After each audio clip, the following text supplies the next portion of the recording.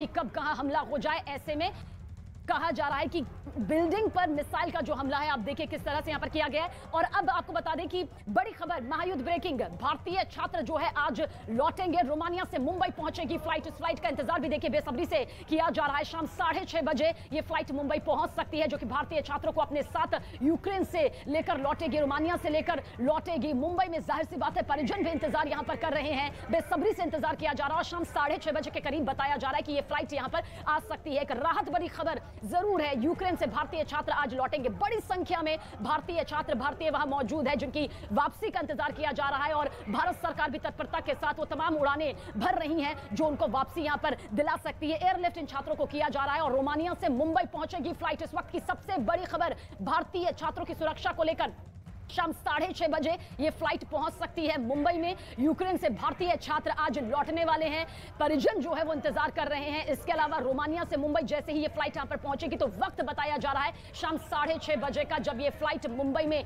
पहुंच जाएगी। और ऐसी कई फ्लाइट्स देखिए अभी आने वाले वक्त में यहां पर सामने नजर आएंगी, क्योंकि मकसद यही है। भारत सरकार, भारत प्रतिनिधि अपनी तरफ से पहले भी कह चुके हैं कि उनका मकसद यही है कि यूक्रेन रूस का जो युद्ध चल रहा है, जो महायुद्ध चल रहा है, उसमें भारतीय छात्रों को, भारतीयों को किसी तरह से नुकसान, जान हानि यहां पर ना उठानी पड़े। और इसके लिए देखिए किस तरह से जो उड़ानें हैं वो वक्त पर शुरू कर दी गई थी। भारतीय छात्र यहां पर लौटे थे और ये तस्वीर आप देखिए, चेहरे पर मुस्कान यहां पर नजर आ रही है उन भारतीय छात्रों की जो कि यूक्रेन में फंसे हुए थे। यहां पर तालियों के साथ इस बात को जाहिर करने की कोशिश है। ये मुस्कान बताती है कि ये सुरक्षित महसूस कर रहे हैं और सुरक्षित अपने वतन वापसी आने का इंतजार यहां पर कर रहे हैं।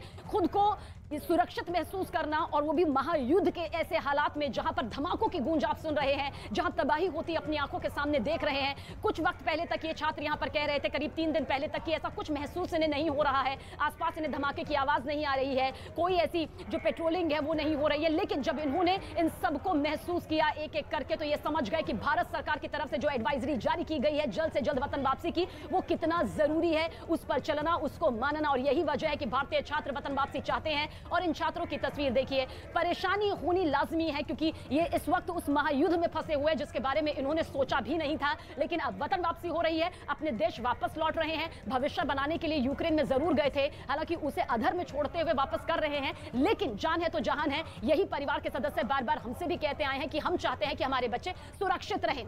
मुस्कुराती हुई इन तस्वीरों के बाद में देखिए अब ये 4 तस्वीरें आप जरूर देख लीजिए। रिहायशी इमारत को किस तरह से तबाह कर दिया गया है, और ऐसी एक नहीं कई इमारतें हैं जो कि अब तक रूसी हमले में तबाह हो चुकी हैं। इमारत पर मिसाइल से जोरदार हमला ये यहां पर किया गया, कई लोगों को निकाला गया है, कई लोगों की जान चली गई है, कई लोग बुरी तरह से जख्मी हो गए हैं। इमारत पर जब यह हमला हुआ तो वहां पर काफी सारे लोग मौजूद थे जो कि जख्मी हो गए। फौरन देखिए किस तरह से अस्पताल उन्हें पहुंचाया जा रहा है, मदद इनकी की जा रही है, राहत का काम यहां पर जारी है। ये 4 तस्वीरें बताती हैं कि किस तरह से जिंदगी जो है वो वहां पर मौत से बचने की तलाश कर रही है। इससे पहले भी जो भारतीय छात्रों से हमारी बातचीत हो रही थी, उन्होंने कहा कि बंकर्स की शॉर्टेज है, हर किसी को बंकर में यहां पर नहीं डाला जा सकता है। कुछ और बड़ी खबर भी यहां पर हमारे पास आ रही है, वो भी आप तक यहां पर पहुंचाने जा रहे हैं। रूस लगातार आगे बढ़ रहा है और इसके चलते ये तस्वीर देखिए, सीधी तस्वीर इस वक्त आपके सामने मौजूद है। ये उस इमारत की तस्वीर यहां पर मौजूद है जो कि ध्वस्त हो गया, और ये तस्वीर भी आप इस वक्त देखिए किस तरह से कोशिश यही की जा रही है कि भारतीय छात्रों को तो निकाला जाए, लेकिन वहां के जो मौजूदा हालात हैं, जो तस्वीरें हैं, वो यहां पर देखिए किस तरह से दिखाई दे रही हैं।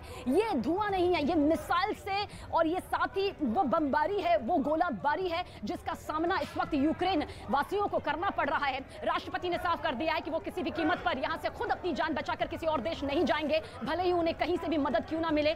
इससे पहले यहां पर जरूर बता रहे हैं कि पुतिन की जो पावर है उसका सामना करने के लिए यूक्रेन यहां पर तैयार नजर आ रहा है और सामना भी कर रहा है। दावा भी यहां पर यूक्रेन के राष्ट्रपति की तरफ से किया गया है कि पिछले 24 घंटे में रूस को कामयाबी नहीं मिली है, सफलता नहीं मिली है। इसके जरिए बताने की कोशिश यह है कि हम सामना कर रहे हैं, डटकर सामना कर रहे हैं और घुटने जो है वो टेकेंगे नहीं। बड़ी खबर इस वक्त आ रही है, रूस यूक्रेन युद्ध पर सबसे बड़ी खबर, महायुद्ध ब्रेकिंग के जरिए कीव की सड़कों पर भीषण जंग इस वक्त जारी है। रूस और यूक्रेन की सेना जो है वो पूरी तरह से आमने सामने है, और देखिए किस तरह से कीव जो कि राजधानी है यूक्रेन की, कोई भी जो देश होता है वो प्रतिद्वंदी देश पर जब अटैक करता है तो उसकी राजधानी को सबसे पहले निशाना बनाता है, क्योंकि वो जानता है कि राजधानी आधार होती है और अगर इस पर कब्जा कर लिया, उस पर आधिपत्य कर लिया तो फिर वो जंग जीत जाता है। रूस यूक्रेन युद्ध पर यह सबसे बड़ी खबर है।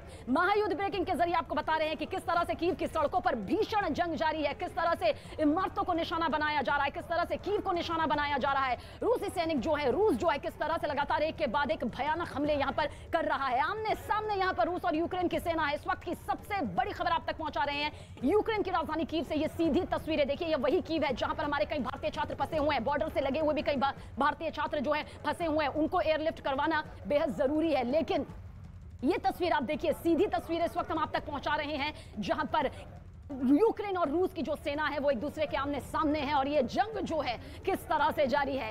ये तस्वीरें हालांकि आपको प्रथम विश्व युद्ध, द्वितीय विश्व युद्ध से जोड़कर अगर थोड़ा सा बताना चाहें तो एक वक्त वो भी आया था जब द्वितीय विश्व खत्म हो गया था और उसके बाद में अमेरिका और सोवियत संघ के बीच में एक शीत युद्ध जारी था और वो शीत युद्ध किस तरह से तीसरे यानी कि तृतीय विश्व युद्ध की तरफ उसे मुहाने पर ले आया था। हालांकि किसी तरह से वो टल गया था, पर इस तरह से आज के वक्त में ये हालात यहां पर बनेंगे और इस तरह से बनेंगे किसी भी देश ने ये सोचा नहीं था। लगा था कि टेबल पर आएंगे, बातचीत यहां पर होगी, लेकिन ऐसा नहीं हो पाया। महायुद्ध की ये तस्वीर बनी और महायुद्ध ब्रेकिंग के जरिए आप तक पहुंचा रहे हैं वो तस्वीर जो यूक्रेन रूस युद्ध पर सबसे बड़ी खबर के तौर पर सामने आ रही है। किस तरह से कीव की ये सड़कें जो इस वक्त आप देख रहे हैं, ये वो इमारतें हैं जो वहां पर मौजूद है, ये वो प्रशासनिक इमारतें हैं, रिहायशी इलाके हैं, यहाँ स्थानीय लोग रहते हैं। हालांकि सभी को अभी फिलहाल एडवाइजरी जारी की गई है, कहा गया है कि जो जहां है वहीं रहे, बाहर निकलने की कोशिश ना करे, बचाने की कोशिश देखिए हर देश अपनी तरफ से कर रहा है और ऐसे में हिंदुस्तान की भी पूरी कोशिश इन तस्वीरों पर निगाहें बनी हुई हैं।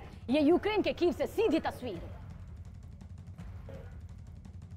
और इस वक्त की सबसे बड़ी खबर आपको पहुंचा दे कि रूस यूक्रेन युद्ध पर है। ज़ेलेंस्की की इजरायल से अपील यहां पर सामने आई है। देखिए अब इजरायल से अपील की गई है, इजरायल से मध्यस्थता की अपील यहां पर की जा रही है यूक्रेन के जरिए। इजरायल के पीएम से फोन पर इस बाबत बातचीत भी की गई है। जानकारी आप तक पहुंचा दे कि इस बातचीत के जरिए जो निकलकर सामने आया है वो यही है कि यूक्रेन के राष्ट्रपति ज़ेलेंस्की ने इजरायल से एक अपील की है इस युद्ध को रोकने के लिए, इजरायल से मध्यस्थता यानी कि बीच का कोई रास्ता यहां पर इजरायल निकाले, इसकी अपील यहां पर इजरायल के पीएम से की गई और फोन पर यह बातचीत हुई है। तेल अवीव से बातचीत में अपील इस बात की गई है कि मध्यस्थता यहां पर की जाए। रूस ताकतवर है, महाशक्तिशाली देश है, यूक्रेन भी जानता है कि सैन्य ताकत का पलड़ा रूस का उससे कई गुना यहां पर ज्यादा है और जिस मदद की उम्मीद वो बड़े स्तर पर, वैश्विक स्तर पर कर रहा था, वो मदद भी उसे उस हद तक नहीं मिल पाई। ऐसे में इजरायल से मध्यस्थता की अपील की गई है। मेरे वरिष्ठ सहयोगी अमिताभ सिन्हा ज्यादा जानकारी के लिए इस वक्त हमारे साथ मौजूद है।